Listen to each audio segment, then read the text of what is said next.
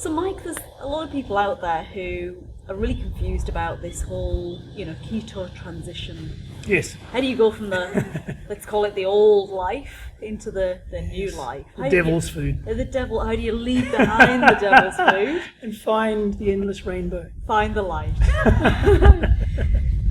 Yes, there is a lot of confusion, and it's probably more around what we call the transition, which is that piece from the traditional eating or the eating that someone is currently doing, and they've decided to go onto a ketogenic or a keto lifestyle of some degree, whether it's full keto or something somewhere between full keto and no keto. And I guess, the question that I see coming up time and time again in our community is people say, well, I'm new to all of this, I've read up and I've researched, I've looked into it, and I don't know where to start. Point me at the starting point. What do I do? What's first? Where do I go with this? What can I expect? And they have all these questions because people are coming from a very different pattern of eating, I guess. And a lot of them get this analysis paralysis piece where they spend so much time researching, discussing, thinking, around what they're going to do or planning to do. They don't actually do it. So it's really important to, if you are making a commitment, to have a couple of steps that are key to make that transition occur. It is that the old concept of not just do it, but do a little bit of pre-work, and then when you decide to do it, then no more thinking, no more planning. It's time to just make that transition. So what's your advice, Mike? So they've made the decision. My friend has lost weight on keto, or my friend's got more energy, or I've seen somebody get amazing results, and I want some of that. Yep. What's your advice to them around how much research should they do? Where should they start? How long before they actually go, I'm going to hit the big red button today, and today's my first day of keto? So it's a tough one because some people don't need to research. There is that mindset where some people can easily just decide, I'm going to do keto, and they don't need all the details, all the information to make the decision. And then some people need to research and spend weeks researching before they even make the decision. Now, either way, once that decision's made, then there are some critical steps that need to take place, and ideally those steps occur before you actually start the keto process. So I guess if maybe just thinking about, what's the minimum amount of information they would need. So if I think about giving advice to somebody who comes to me with that question, I'd probably say to them, first thing is, know your macros. Yep. So if I was, bringing it down to a really simple level, what is it you need to know? Whichever of those sort of people you are, whether you're happy just to get into it, or you want to do all the research, you've still got a basic amount of information, haven't you? So you've still got to know, I'm aiming for, say, 70 to 80% of fat, maybe even up to 85% fat. Yes. So you've got to know I'm going to have a lot of fat. Yes. You need to know that you're going to have a moderate amount of protein, and what a moderate amount is. So that's that sort of 10 to 15%. Yes. And you've still got to know, I'm going to aim for less than 20 grams of carbohydrates. So if you're somebody who doesn't really understand what a protein is, what a carbohydrate is, what a fat is, then you've got a bit of basic knowledge to gather, haven't you? Yep. So get yourself to the point where you understand which are the proteins, which are the fats, which are the carbohydrates. Yep. And at least get the basics of which carbohydrates can you have, which proteins are good, which fats can you have. Yep. So have that list of the do's and the don'ts, foods to eat, foods not to eat. Yes. And, don't go off into lots and lots and lots of detail. Yeah. But at least have some clarity around that, true? I think the detail does come, and the detail as you start to transition will make more sense. If you try and get all the detail before you start, it becomes very confusing. I guess one tip here is be super careful where you get your advice and information from. There are so many bleeding keto experts out there who think they understand keto, think they understand what you should and shouldn't eat, think they can understand the amount of macros, and unfortunately Google is filled with millions of pages of bloody keto experts offering advice. Yeah. So be super careful that, and also your friends and family and everyone else has their 2 cents worth to add in. So be super careful about making sure you go to a reputable source. Yeah. a keto coach or someone who understands keto, understands how to transition effectively, understands how to calculate your macros, understands how to explain what carbohydrates and proteins and good fats are and all those things, gives you the basic knowledge, but the right knowledge. Because we've seen, I know you have, seen a bunch of people who come to us who tried keto, and they haven't tried keto, they've tried what they thought was keto, and they've just screwed up.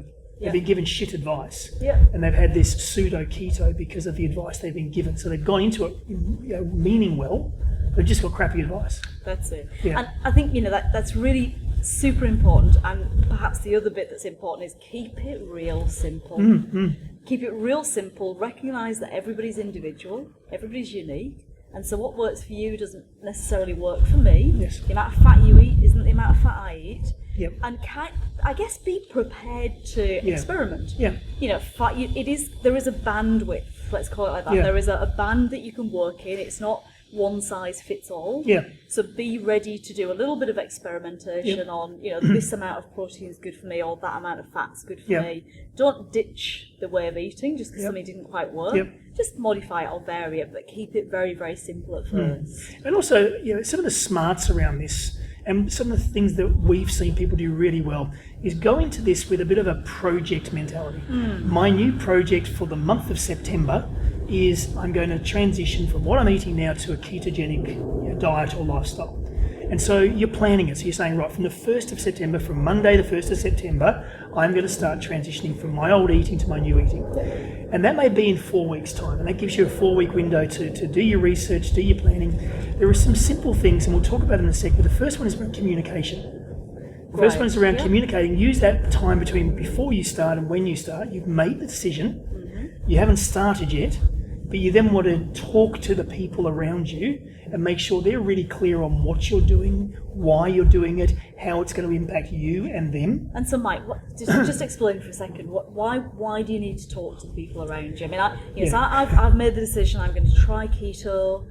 It's just something else I'm going to try. I've tried diets before. I haven't had to tell anybody about them. So why do I need to communicate It's interesting because, my personal experience was that I didn't tell anybody because I decided because you never tell anybody, right? I tell nobody nothing. And I figured very much, selfishly was probably the right word. Selfishly, I was like, well, fuck you lot. It's my diet. It's not what I'm eating. It's nothing to do with you. Right. And so me transitioning from what I used to eat to what I'm going to eat now really has no impact on you. And I was stupidly wrong. Because tell us more. Why would I love it when you admit you're wrong? I've got it on Can we camera. edit that bit? I've got it in on record, on the audio. You were wrong. Excellent. Tell us why you were wrong, Mike. Well, it's probably the first time in my life I've been wrong. Oh, it's probably anyway. I was wrong because I absolutely underestimated the impact on the people I eat with. So my family and friends. Just mum and dad. And mum and dad used to come over. They come over every Tuesday night for dinner, and that simple act of them coming over for dinner, all of a sudden my eating has changed. My kids, what's going on? Why are you eating in that way? Going out socialising, what are you doing? Why is it different? So I thought that my eating wasn't going to impact anybody else. I thought that me having my keto foods in the fridge and having my new keto diet all set up, ready to go, was going to be quite easy, and I didn't need to communicate what is this food and why is it, all that stuff, I thought. Great example. You've got to tell the example of when you went round your friend's house and her mum made profiteroles. Yeah, so it's an annual event. So it was a kid's party, and this lady is the mother of this kid who has a party every year, and I went along. And this grandma, makes profiteroles every year, and they had to die for profiteroles. I mean, they are homemade, beautiful chocolate, beautiful cream, beautiful pastry. In the old world, would have loved them, and did loved them for years and years and years. And this lady knew that I loved these profiteroles, and she had made me profiteroles, my own little selection for the party. So everyone else had Horace the profiteroles. And these are keto profiteroles? And these are not keto profiteroles, because I only see her annually. I only see her year by year. Right. So I never see her in between. So I fronted up to the party, everyone did their profiterole thing, and she kind of snuck off the special plate, said, Mike, I've got you profiteroles. I'm like, look, thank you so much, but I'm actually not eating profiteroles because I'm ketogenic, and I'm on a keto lifestyle, and they're not part of it. She was like, oh, okay, I respect that, I understand it, but could Can't you just have one? Can you just have one? Could you have a special treat? I know you love them. And I'm like, yeah, I used to love them, but my palate's changed and my appetite's changed, and they probably don't taste as yummy. And I have these great memories of how they used to taste. Now, when you're ketogenic, that sweet stuff is probably not going to taste the same. It took a 5 to 10 minute discussion without hurting her feelings, because she's a lovely lady and she'd done a beautiful thing, without hurting her feelings, to help her understand that what she thought was going to be a special treat, and couldn't you have a night off? Couldn't you just have a bite? That even if I had done that, it wasn't going to taste the same. I didn't want to. I wasn't prepared to go there. I didn't even feel excited in any way by profiteroles. But that whole conversation, because I hadn't managed the communication, was a tough one. And everyone was at the party looking on it, going, Mike's just being an asshole, because he won't just have a bite of a profiterole just to keep this lady happy. So there's this communication thing is really important, and will underpin the success or failure of your keto transition. Because if you don't communicate to those people who have the biggest influence on you, be it partner, be it kids, be it boss, be it mates, be it friends, and if they don't know what you're doing and why you're doing it, and more importantly, what's the impact on you and them, what are they going to see in the change, then they're going to be surprised, and they're going to question, and they're going to possibly put doubt, and they may put negativity, and what they're not going to do is be able to support you immediately. So in that communication, one of the other things communication is, Lynn, I'm going to do a ketogenic transition. I'm going from what I used to eat to more keto, and I would love your support. Can I count on you? And we've done a whole episode. We've done a whole episode, right? And we keep saying the same thing. Keep saying the same thing. That's absolutely true.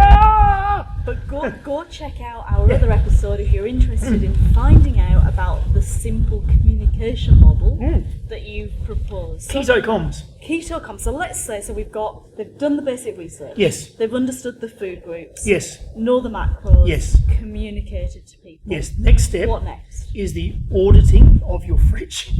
Auditing of your foods. That all sounds very hard, Mike. Wanky term for auditing. To just have a look in your fridge and in your pantry to see what foods are there, because you all need different foods.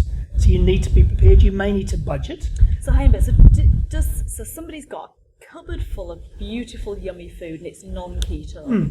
Should they throw it out? No, you don't throw it out. I mean, it's you don't want it in your face. You don't necessarily want to be tempted by it. Whether you throw it out or whether you just move it to an area that's not as obvious. Either way, everyone knows how they're going to deal with opening their fridge and seeing a bunch of chocolate, or going into their cupboard and seeing bread or cereals or things that aren't in the ketogenic diet. So I guess there, it's really important, I think, to know yourself, isn't it? Absolutely. Because if you're the sort of person like you, Mike, you can quite happily just put things to one side and not be tempted by them. Absolutely. Right, so you've got that strong willpower. Yep. You don't have food cravings. You don't have any kind of disordered eating or anything like that. So once you've made your decision, you're fine. So you've just divided your cupboard up and you said, that's keto food, that's non-keto food. Divide the two and you're quite happy.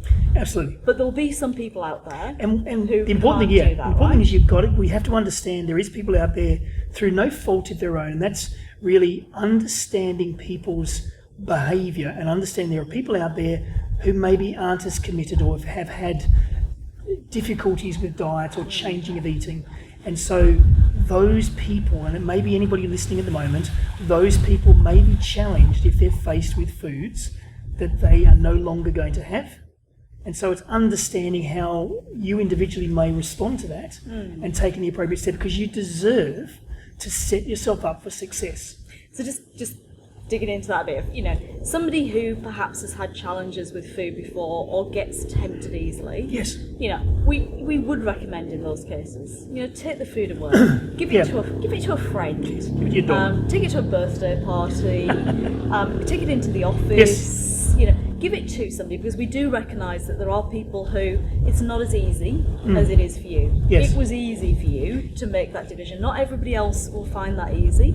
So understand yourself. There's no shame in taking that food and taking it out of the house. And my personal advice is, if you do find you've got trigger foods, then just take them away, because you will, in the first few days, you will be tempted. You will. And it's not even, there's no shame, it's the reverse of that. The smart move is to take away, the trigger foods, the stuff, your top 5 foods, your top 5 favourite foods. What are they? Well, maybe those aren't the best things to be looking at in the first 20 days or 15 days of keto. So you remove those because you're smart, not because you're weak, but because you're smart and clever, and you deserve to give yourself the best chance of making this transition successful. So clear away the stuff. And that's why the communication piece is important. You might have to say to your partner, your husband, your kids, hey guys, I'm going to hide the chocolates. They're up here, but I just want them out of my face for the next month because they're going to make me feel like I want some, and I don't really want that. Or you might have them in a box, for Yes. example. Yes, it's simple tips. Yep. Put them in a box. Yep. Label the box. Yes. Label the box with the rest of the family's name and not yours. It's a really simple, practical tip. Absolutely. That I know works.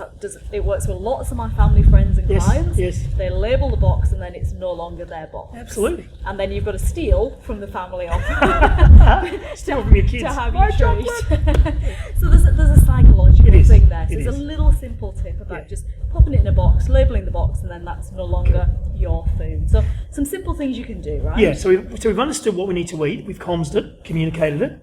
We then checked the house, the pantry, the fridge to make sure that we're set up.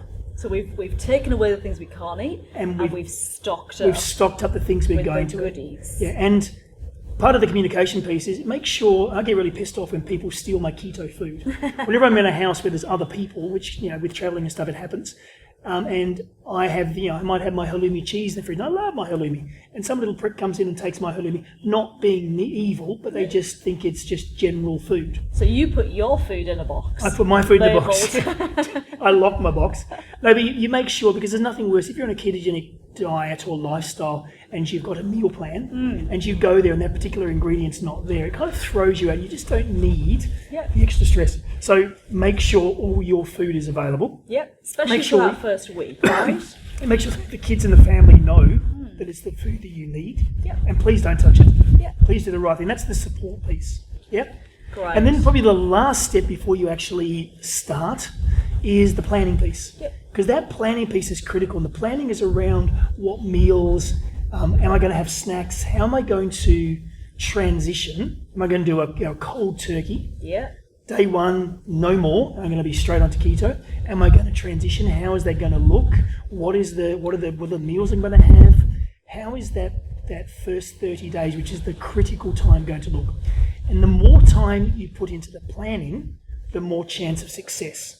Because you can plan it, you can think it, you can visualize it, you can write it up, you can stick it up, and then you can see exactly what's going to happen every day. You've got a plan to follow. And family, friends, kids is going to see the plan, Yeah. and they're also going to understand, well, tonight is the night where you're going to be having this food. They may have, their rice and whatever, but you're going to have a different food, and they're going to understand that. So write it down, Yep. stick it up, Yep. do the shopping for it, have your recipes ready, Yep. know what snacks you're taking. If you take lunch to work, Yep. have that planned and prepped.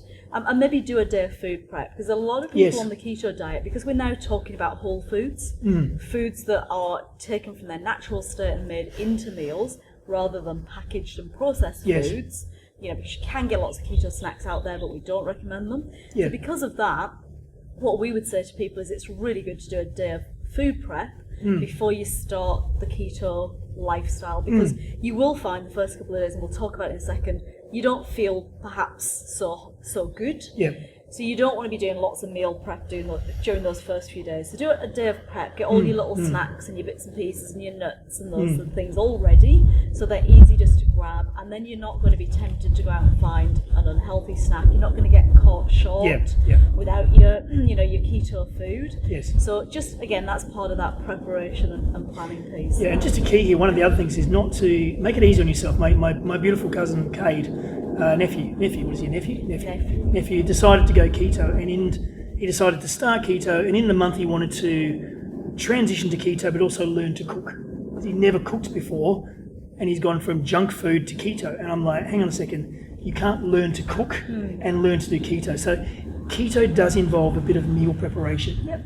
And if that's not something you're comfortable with, you may need to practice that, or you may need to understand how that's going to impact Or your get some transitioning. help. Or get some help. Need to get some help with You that. might need to get some help. If you're not the cooker in the family, the person who is the cooker may need to support you in doing it. that. but don't try and learn to prepare food as well as learn to eat different food. You're just making it difficult for yourself. Exactly. So that planning piece is really important. So just what's going to happen? talking about your journey, Mike. So your keto journey, when you went keto, tell us a bit about what happened. Insofar as what happened to me personally. Yeah. So How did you feel? How did you feel the first few days? What did you eat? What did you, were you confused by it? Was it easy?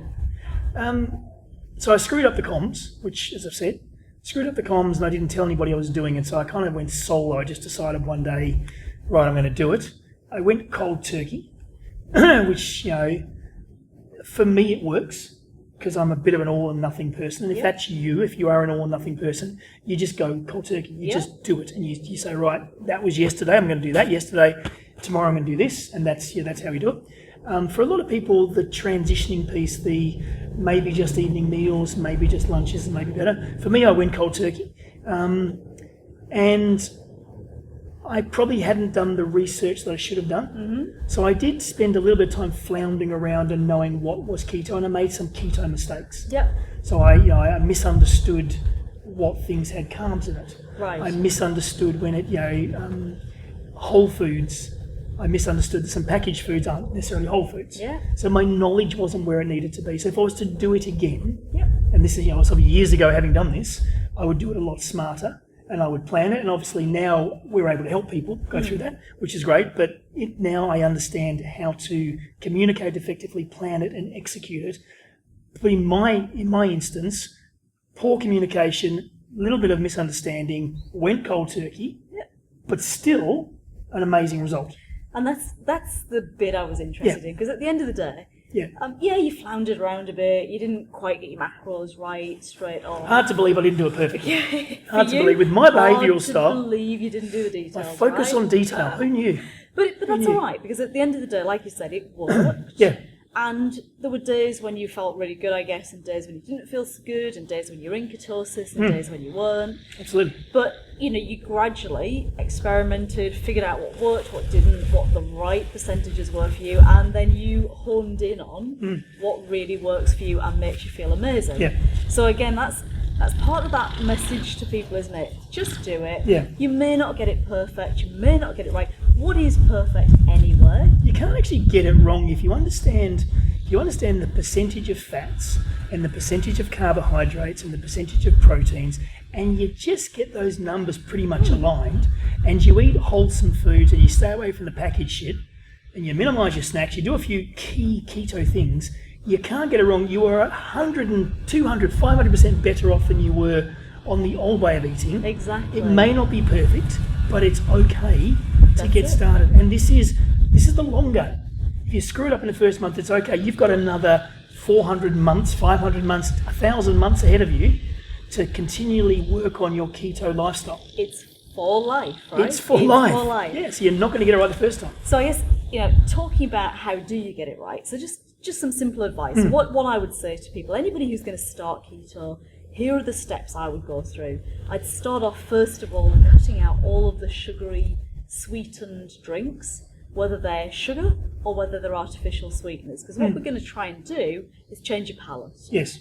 So the very first thing I would do is throw away all the cans of, shit. Yeah. So, Sugar shit. Sorry, Coca-Cola, but throw away the Coca-Cola and all. Sponsorship gone. Damn. That's it. Throw away the Red Bull, throw anything like that, get rid of it. Even if it's low diet shit, it's still full of chemical shit. It's still full of it's still full of artificial sweeteners. And it trains your palate to want sweet foods. Exactly. Yeah, so people say, "Oh, can I have diet?" Yes, you can, but can. it is chemical in a can, and it's training your body to want sweet food. So it's kind of going against what you're trying to do. So we would say initially in that first couple of days at least, don't even have the sweetened stuff. Yep. And actually just a small digression, a lot of people have allergies to the sweeteners. They don't even recognise it because they're masked. The symptoms are masked by so many other food intolerances and by all that processed food. So take it out. You can always put it back in later on, but take it out and you probably find you'll lose within a week your sweet tooth. Yeah. So get rid of the sugary drinks, the sweetened drinks. That's the first thing, right? So we're going to do that immediately. And then the next thing we're going to do is we're going to remove the carbohydrates from the diet. Yes. But when we do that, we've got to replace the carbohydrate with fat. Yep. and we dig into this in one of our other episodes because a lot of people are fat phobic.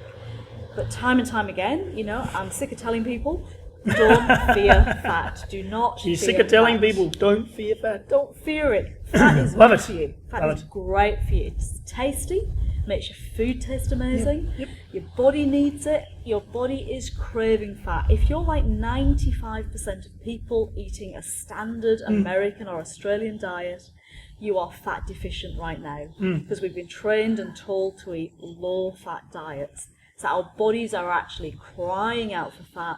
And what you find is after a few days on the keto lifestyle, your body will go, oh, thank you. You've given me some fat at last. So get rid of the sugary drinks, sweetened drinks. Get rid of the carbohydrates, the breads, the pastas, the pizzas. Get rid of all of those, carbohydrate replacement type foods. Get rid of the corn chips, the crisps, the potatoes, the rice. Even if they're healthy, the quinoas, the amaranth, all those healthy grains, they're not keto. So let's get rid of those. So remove the carbohydrates. You'll get your carbohydrate from vegetables. So there we're looking for the nice green, leafy, healthy vegetables, the above ground veggies. Broccolis, the cauliflowers, the Brussels sprouts, the kales, all those sort of things. We're not looking for the below ground, the potatoes, the carrots, the turnips. Don't want any of those because they're high in carbohydrates and they're high in sugar. And get rid of the fruit. Sorry for the fruit lovers, but fruit is pure sugar. And many people have a problem with the sugar that's in fruit, the fructose that's in the fruits. So get rid of it again. Later on you can put a bit back in. You are allowed berries on the keto diet in very small quantities, but my personal advice is don't even do the berries at first. Stick without fruit for at least the first week. The basics. And then just drop a little bit in if you really feel the need. But again, you probably will find you don't crave the fruit either, because that's your body craving sugar.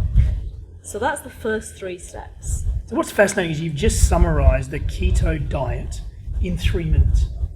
And we see a truckload of idiots and experts and do-gooders and noisy people try and make it complicated, try and give their spin, their opinion, their expert advice. And in 3 minutes, you just do this, this and this. You get rid of that shit and you replace it with this good stuff. That's it. It's not difficult. It's not hard. It's not hard at all. It's difficult to do. What's difficult, when you say it's not difficult, some people find it difficult to transition, but the concept of get rid of that and eat that, the simplicity is mind-blowing. It is. Yeah. So you've got your first 3 steps, and then just a couple of other steps or tips. Eat whole foods, don't eat junk food, don't eat processed food. It's got unhealthy fats and sugars and salts in it. So try and eat whole food where you can. Try and shop from the the vegetable and the meat aisle, and then aim for macros. So very simple macros, and you don't have to be so What's precise. a macro? Please explain. So Don't we're use just wanky talking words. about the percentage of the different types of food. So we're talking about the basic food groups, which are protein, fat, and carbohydrate. Yes. So as we said, if you don't know what they are, then go and research them. But in a nutshell, fats are those things like the olive oils, the avocados, the nuts, the cheeses, the butters, the ghees, the healthy oils and fats, the non-refined. We don't want the refined oils and fats. The protein is the animal produce. There's also some in cheeses, but basically you'll get a lot of that from your animal produce. And then you've got carbohydrate, as we talked about, is your veggies. So in terms of what you're aiming for, the highest percentage is going to come from the fats. So you're going to take in about 80%, let's call it round numbers, 80% of fat. You're going to have maybe 15% of protein. So that means a couple of very small pieces of meat, maybe the size of your hand, your palm, a couple of small pieces of meat a day. We are on a moderate protein diet. High protein will wreck your keto goals. Yes. Because that will cause havoc in the body. And then I'll probably be shouted out for that. Lots of people won't like what I just said. And then we've got the carbohydrates, which we're going to keep down below 20 grams per day. So really small amount of carbohydrate, like I said, 1 or 2 serves of above ground veggies, and you've got your calorie counts, your macro counts for the day. So whole foods, stick to those macros: high fat, moderate protein, low carb. And then the last thing is to bring in some intermittent fasting. So once you've gone through, maybe done 30 days of the eating, Yep. you may, if you wish, bring in some timed eating windows, Yes. where you limit your eating to maybe an 8-hour window. Cool. But that's the last step. the last The first 5 are the important ones. Cool. Bring that last one in. So talking transition, we talked about understand the diet. So you've just summarised it beautifully in about 5 minutes. But do your research, find out what information you need. It could be lots or a little bit. Do the comms. Yep. Tell people what you're going to do, why you're doing it, how you're doing it, when you're doing it. Make sure everyone knows to support you. Yep. Order your fridge, order your pantry. Make sure you've got the right foods. Make sure the dodgy foods are out the way so you don't get tempted. Then start. Start the process. Just do it. Just do it. Don't talk about it anymore. Find a date and a time you're going to start and start. Now, for the first 2 or 3 days, what's going to happen? You're not going to feel good. Cool. So you are just going to start, but be smart about the day that you pick. Good. Don't pick a day when you've got an interview, the most important meeting of your life. You've got a college exam, you've got your kid's first day at school. Pick a day. Probably for a lot of people, it's a day off, it's a weekend, when you're able to have a bit of a chill day, a bit of a relax, because you may not feel so good. You may feel like you've got a bit of a cold or a flu, and it often gets called the keto flu. And the reason for that is you are switching your body. Just think of a big handle, big switch that you're pushing from one side to the other. You are switching from being a carbohydrate glucose burner to a fat burner. Yes. And that's a completely different system. Now, if I take my car and I go and switch my car across different fuels, it's not going to run perfectly right at the start. So essentially you want to give your body a bit of a chance to go, whoa, what's happening? Well, I'm going to do a bit of a detox. I'm going to have some cold and flu symptoms. I'm going to make you feel a bit shit, but that'll pass. And so just drink lots of water. I say to people, drink a lot of water and put some salt in your water. Put a touch of pink Himalayan salt in your water. It's got lots of electrolytes, and that's just going to help your body hydrate, and it'll help flush all of that waste product and the glucose, excess glucose through your system, and it will get rid of that keto flu. And the third piece of advice is to take in more fats than you think you need in that first 1 to 2 days. Yes. Because again, that'll help that transition faster. So chill out, drink water with a bit of Himalayan salt, and eat extra fats. And expect, I feel a little bit under the weather. That's normal. Yeah. And it's good. You might only feel yucky. You might feel absolutely shit. But either way, it's good It's because all it right. means your body's transitioning, which is it's a positive sign. Yeah, you've got it right. Yeah, you've got it right. You've got it right. So then, end of the first week or just after the first week, how are you going to feel? Oh, I reckon by the end of the first week, 90% of people are starting to feel really good. Good. They're already starting to feel some effects. 7 days, you will definitely feel some effects, I reckon. Yeah. As I said, 90% of people I work with say, yeah, I've lost the water weight. Yes. They might have lost some fat as well. Everybody's a bit different. It depends how much you've got to lose, but you'll probably see an effect on the scales. You probably start to notice your waistbands on your clothes So a little shrink bit looser. You'll start to shrink a bit, and you'll probably find your energy levels have gone up, 20, 30, 40, 50% in that first week. Then 30 days, so you've done the end of the first week, what we find is a lot of people get excited because they start to feel good. They're past that shit first 3 days. They're starting to feel good. They're starting to notice some results and feel a bit better physically. So that motivates them to keep going. Then they get to 30 days. What am I going to see happening at that stage? love seeing people at 30 days. 30-day dance. I really do. I love it. So I always, it just makes me feel so happy. I'm so happy for them. They made it, for starters. They've made it and they've seen the success. So by 30 days, most people have lost quite a bit of the weight that they're going to lose. Yes. And again, it depends how much. Have you got 100 pounds to lose, or have you got 3 pounds to lose? Yes. But you'll definitely see a difference on the scales if you've been getting it right. You're probably looking and feeling better. Your skin is probably more radiant and toned. Your eyes will be clearer. Your hair and nails, you might start to see an effect. People have got more energy, like a noticeable amount more energy. They've lost that foggy head. They've got clarity there. Their mind is clear and sharp. They're powering through their day. because by that time you're starting to become fat adapted. Yes. And your body's running on ketones, and ketones are a clean fuel. So instead of all that waste product that gets, produced in your body when you're eating carbohydrate, you're running on clean fuel that doesn't produce any waste. So by 30 days, most people are feeling amazing. And usually I see the light bulb moment go. So 30 days compared to a diet, where on a diet a lot of people feel hungry, they feel tired, they're restricted with their calories, and so they're actually feeling quite down by 30 days. Ketogenic lifestyle, people are like, wow, the food is amazing, I've figured out how to eat, I know what I need to do for snacks, I don't feel hungry, I'm actually really full and satiated, I'm feeling really good, I've got my energy, I'm feeling more positive, my mind is good, and they suddenly go, light bulb moment, this is something I can do long term. Absolutely. I actually really enjoy it, and I don't want to turn back. And I love that 30-day mark. And that's the big switch, isn't it? You get this. They obviously get the results and they get motivated, but they suddenly can see themselves doing this forever. Yeah. It's no longer on a diet. When we talk about the keto lifestyle, everyone goes, "Oh, I just want to do it for a period of time." Once they really have done it for 30 days, they go, "You know what? I can easily do this for the rest of my life and love the food, love how I feel and the results." And it's really quite easy and sustainable. It's not difficult to do.